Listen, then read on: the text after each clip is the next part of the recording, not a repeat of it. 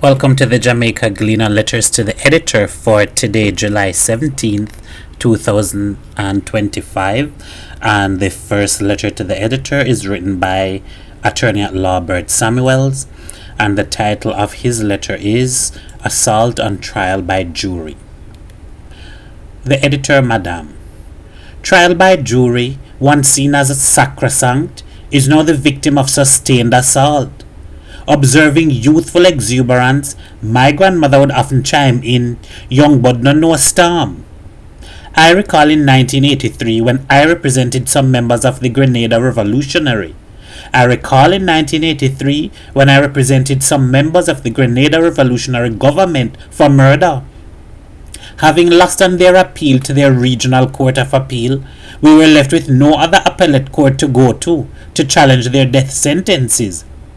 This predicament was as a result of said murder convicts and former Grenadian cabinet members voting to abolish appeals to the Privy Council, but failing to replace it with a new final court of appeal. One stormy day may soon come or be in the unpredictable future. The anti-jury advocates may then themselves see the light and regret their abolition of the time-tested and honored institution that is trial by jury. Yes, they may live to see the wisdom of putting their fate not in one single palm, but rather in the collective hands of the random and mixed members of the community. One seasoned advocate who has appeared before more juries than all the advocates seeking to remove trial by the people says that we would fall in error should we abolish trial by jury. This is none other than the Director of Public Prosecutions.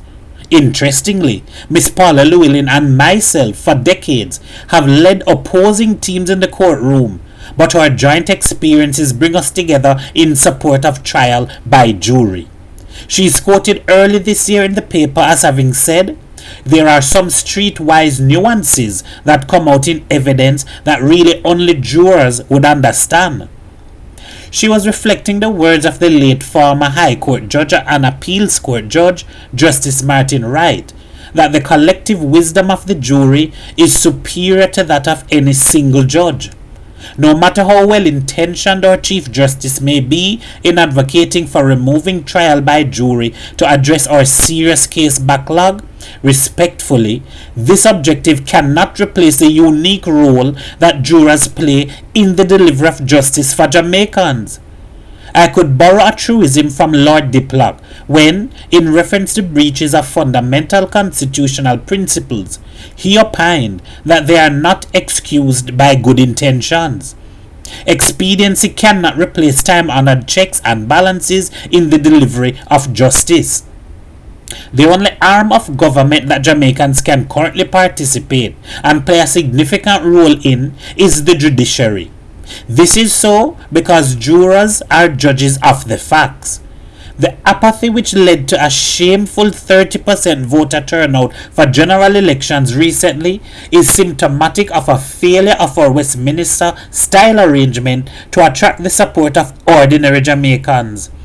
The people feel forgotten by the executive and legislative arms of government. Take away the right to be judges, and the deep feeling of alienation will only increase.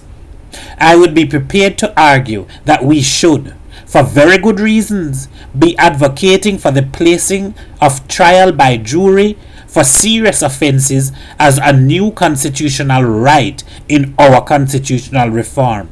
I am Bert Samuels. And our second letter to the editor today is written by H. Johnson, and the title is NWC's Daytime Pipe Laying, a Recipe for Chaos. The editor, Madam. Motorists and residents have expressed concern and frustration about the National Water Commission's decision to lay pipes along Wellington Drive during peak hours, causing horrific traffic congestion. This follows similar works on Retreat Avenue, Seymour Avenue, and surrounding areas weeks ago. It is puzzling that the NWC chose to conduct this work during the day, disrupting commuters and residents. I would like to know if they obtained permission from the relevant authorities such as the police and or the National Works Agency, and if yes, on what basis this permission was granted. Was there a compelling reason to prioritize daytime work when traffic volume is high over nighttime work when traffic is significantly lower? Typically, utility companies like the NWC require permits for such work, which involves submitting applications and plans for approval. For instance, in some jurisdictions, water contractors need to obtain permits from the district before starting the work, and a completion report within a specified time frame is required. Given our vision for a prosperous 2030 compatible with world norms and standards, I question whether this approach aligns with our developmental goals. I urge the NWC to reassess their strategy and consider rescheduling pipelaying work to nighttime hours to minimize disruptions. I am H. Johnson. And our final letter to the editor for today, July 17th, which is the letter of the day, was written by Xander J. Brown.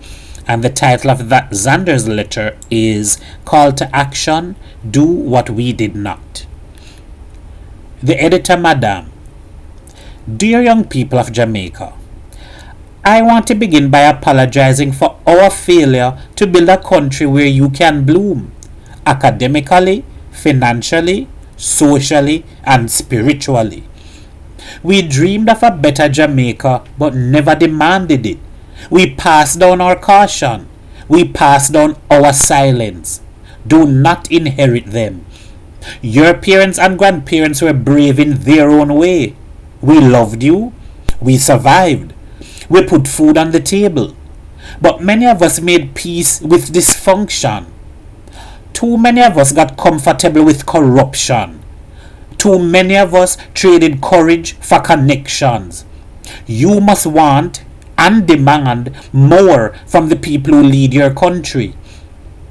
Revolt against old excuses, against the lie that Jamaica can better, against politicians who buy loyalty with public money, against parents who ask you to hush so they can protect their connections, against the inherited cynicism that declares are just so the thing set. Demand a republic rooted in real liberty. Demand Jamaica's full membership in the Caribbean Court of Justice. Demand fixed election dates, term limits for prime ministers, a mandatory retirement for all elected officials, and campaign finance laws that break the grip of dirty money. Demand the removal of the gag clause in the Integrity Commission. Demand a reversal of the Auditor General's removal from the Integrity Commission. Jamaica's Corruption Perceptions Index still limps along at 44, choking investment, bleeding classrooms and hospitals.